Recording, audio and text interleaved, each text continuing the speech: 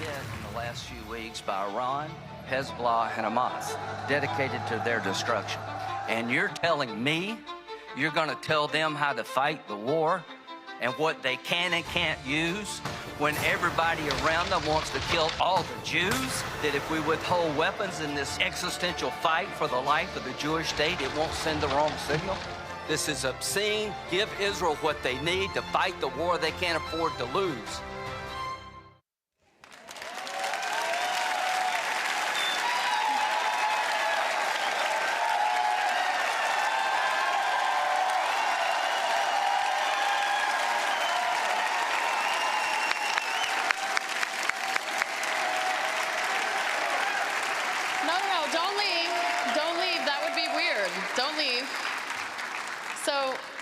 I'm going to tear up the bio, and I'm just going to say one thing, just to put a little cherry on the top of that video, is an article that came out yesterday where ranking Republican on the subcommittee said, UNRWA is dead to me, and I will never approve another penny for them. Get back up out of your seats and applaud that as we welcome Senator Lindsey.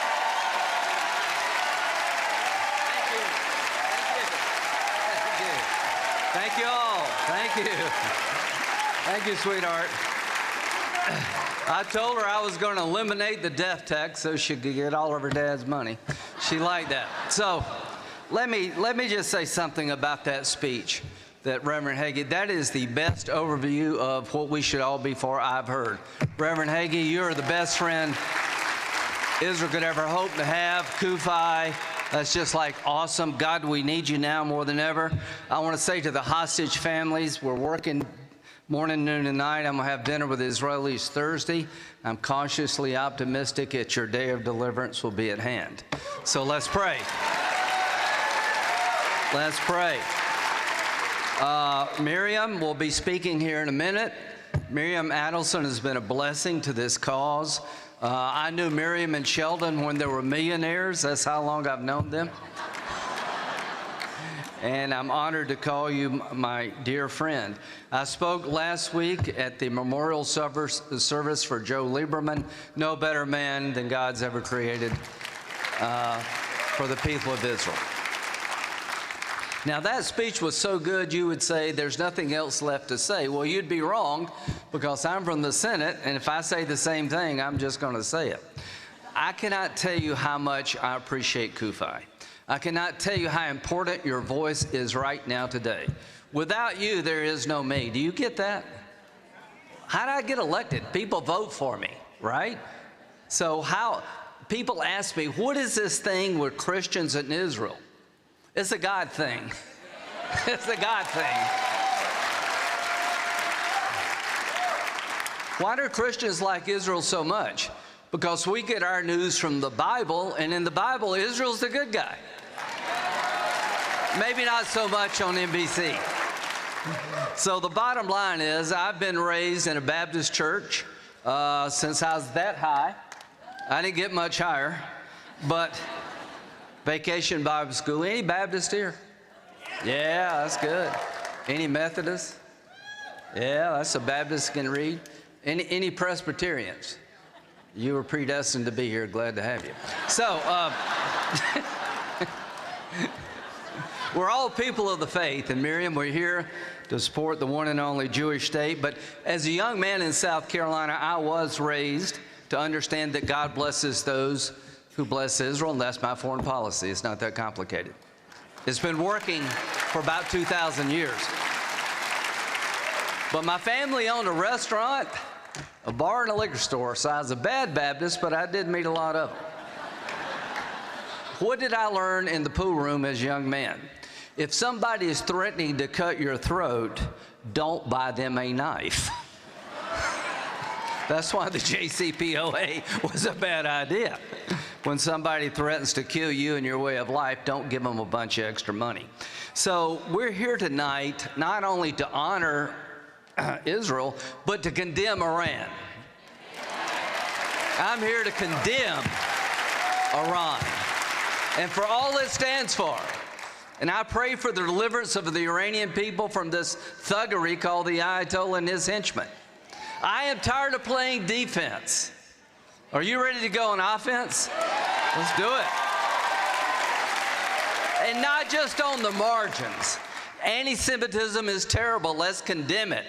You know what Schumer means? What is it? Watchman in Hebrew? Is that right? Yiddish? You know what Lindsey means in Hebrew and Yiddish? Watch Schumer. So I'm going to watch him. And I don't like what I see. We should be voting. But it's not symbolic votes that I want. I want to stand up to Iran before it's too late. And I want the world to pick between the Ayatollah and his henchmen and common decency. So I have introduced legislation that would say that any country who buys oil from Iran, we're going to put tariffs on your products if you sell them to us. So to China and to India, they're called terrorism tariffs. So to China and India, you can buy all the cheap, dirty, terrorist-produced oil you want to, but every product coming in America is going to have a 500% tariff. Pick the Ayatollah or pick us, but we're going to make you choose. I am really well beyond tolerating people ignoring the sanctions and enriching this regime. And Reverend Hagee was right. It all started with Obama. When Trump left, they were selling 300,000 barrels of oil a day. Today, it's 1.2 million. It's $80 billion that Biden and Harris have allowed the Ayatollah to enrich himself. And I can tell you where that money's going. It ain't going into roads and schools and hospitals. It's going to Hamas and Hezbollah. That's where it's going. So we need to stop this. I talked to President Trump about the tariff idea. He likes it a lot. And folks, help's on the way. He's coming back. He's coming back. Not a moment too soon. He'll be back. So people ask me, what happened with you and Trump? I got off to a rocky start with him. I was one of the 20 people that ran for president in 2016. If you don't remember it, it's not your fault. It didn't last that long. I think I'm the only guy got a T-shirt out of the whole thing. But I got to know President Trump after he got elected, and we found common ground. I became his friend. I like him, and he likes him, and we got that in common.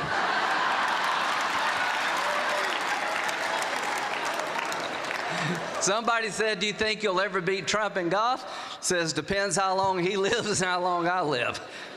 The odds don't look good right now, but I do appreciate what he did for our friends in Israel. So I am tired of just sitting on the sidelines and watching this Iranian regime run wild. It is time to stand up to them. And it's not only have Israel's back, but to have our own back. So let's hit any country like China. You buy their oil, you're going to pay a heavy price, and you know what? They'll stop. The Chinese will stop. So Hezbollah, here's what I'm going to introduce Wednesday. An attack by Hezbollah against the state of Israel should be considered an attack by Iran against the state of Israel. We're going to hold Iran responsible for their proxies. Remember when President Kennedy said an attack emanating from Cuba against the United States would be an attack of the Soviet Union against the United States? We need to be clear who the great Satan is. It is Iran. We need to stand not only behind Israel, but up to Iran. Hezbollah is a proxy of Iran. They get the money, the weapons from Iran. Iran is the root of all evil. And we're going to stand up to them. And if Trump gets in, if I were the Ayatollah, I'd be watching. I'm also going to introduce an authorization to use military force to stop the Iranians from getting a nuclear weapon if we have to do that.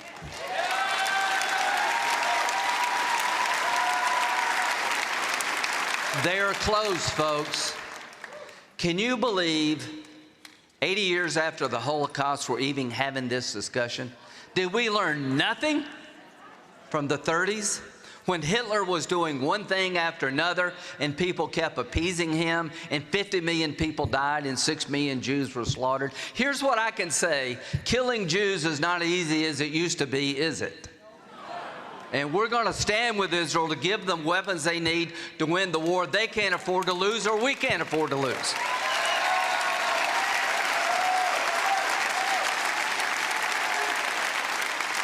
Why do they need 2,000-pound bombs?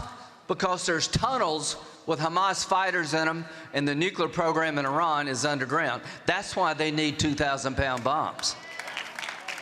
So, UNRWA, not one dime of your money is going to go to this organization as long as I'm in the United States Senate. Not one penny. Not one penny. Susan Collins and I introduced legislation that passed, cutting off all aid to UNRWA, and we will keep fighting and fighting and fighting. And why? Because UNRWA's headquarters in Gaza, Miriam, underneath was a command post for Hamas. They had living quarters, they had an ammo dump, and a set of computers underneath UNRWA's headquarters. And listen to this, they were tied into the electoral system of UNRWA. Did anybody not notice the power bill kept going up and up and up? The idea they didn't know is a joke. People on the ground working for UNRWA were in on this. To the UN, you need to do some soul searching. You're investing in terrorism. There are tunnels all over Gaza. Where did that money come from? It came from the world. In the name of helping the Palestinians, you funded the people who want to kill all the Jews. Count me in for helping the Palestinians. Count me out for helping anybody that wants to kill all the Jews. Ladies and gentlemen, have you heard of the International Criminal Court? They can go to hell.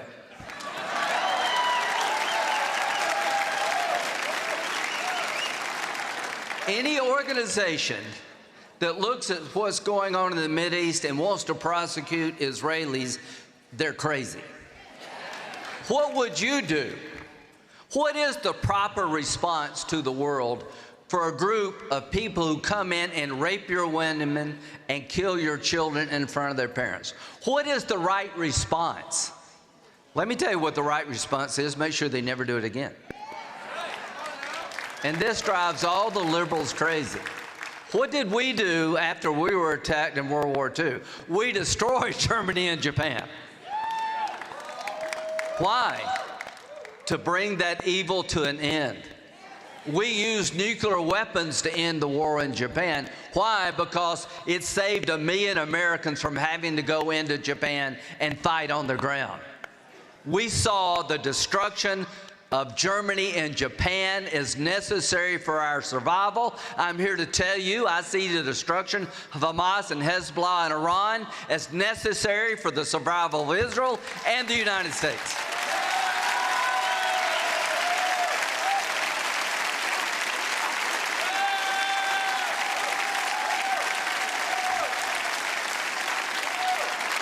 And when I mean the destruction of Iran, I mean the destruction of the regime. Let's quit talking in circles here. It is an evil regime. It needs to go. For the good of the Iranian people and for the stability of the world, we need to stop feeding this beast. We need to stop ignoring what they do. We need to quit trying to appease people that have a goal that nobody that loves God or is a human being with any decency can tolerate. This is a sick world. There's a sickness in this world. Thank God for CUFI. There's a sickness in this world where the Last Supper is mocked.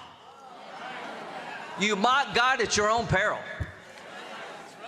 Ladies and gentlemen, we have to stand up, not only to honor Israel, but fight, to push back, to fight for our culture and our way of life, to make sure that Israel survives, because the people who want to kill her want to kill you. I've got a lot of hard decisions in my job. This ain't one of them. I know who I'm for.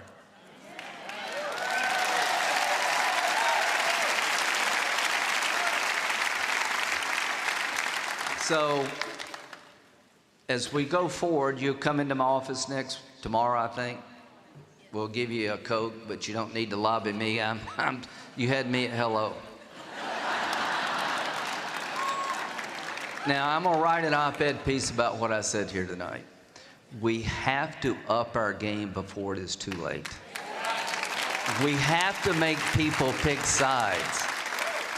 If we could go back to the 1930s and do things differently, what would we have learned from our mistakes?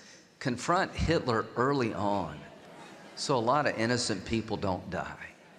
History tells you when good people do nothing in the face of evil, that you'll regret it. God commands us to be faithful to our friends in Israel. It is not a suggestion, it is a command. So what I want to do, I want to make sure that if you do business with Iran to empower this terrorist regime, you'll pay a heavy price. I want to make sure Israel has the weapons they need to end this war decisively, like we did in World War II. I want to make sure that international organizations like the International Criminal Court understand that America is not with you. They reject you, they will sanction you. I want the Ayatollah to know there are red lines. If you cross them, you do so at your own peril. My biggest fear is that the world is not clear and not direct at a time when we need to be clear and direct. If the Ayatollah believed we would use force to stop his nuclear program, I believe he would stop. But he's never going to stop until somebody makes him stop. And that somebody is us. Now, I don't know why you joined this organization originally, but it was a good decision. Israel needs us now more than any time since the founding of the Jewish state. And let me say something about America. America needs Israel. Maybe more than she needs us. And let me tell you why America needs Israel. America needs to be in more favor with God, not less. If we turn our back on Israel, he will surely turn his back on us. So CUFI is the right organization at the right time with the right message. And you need to come up to the Senate and shake it to its foundation. There is no excuse for not being stronger in the face of this tyranny. We're about to have an election in November.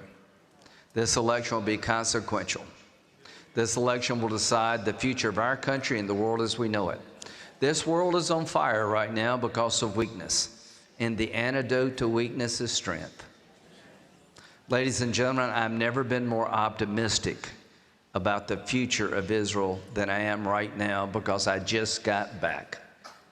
They will fight to the last person. They will fight like tigers. They have suffered too much for too long to give up now. And to those young kids who were killed playing soccer, that's a sickness that has to be addressed. They're going to hit Hezbollah, and they're going to hit them hard soon. But I want Iran to know that I am watching you, and we are watching you. The best thing we can do to the Iranians is let them know what comes their way if they keep trying to kill all the Jews.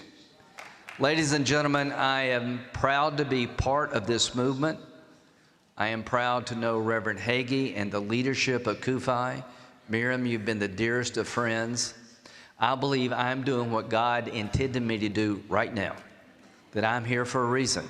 I'm putting ideas on the table that somebody needs to put on the table, and I need soldiers behind these ideas. And you are the army. You're a God's army. You're coming to Washington for a noble purpose and a noble cause. And here's your message. When it comes to our friends in Israel, never again, never again. God bless you all.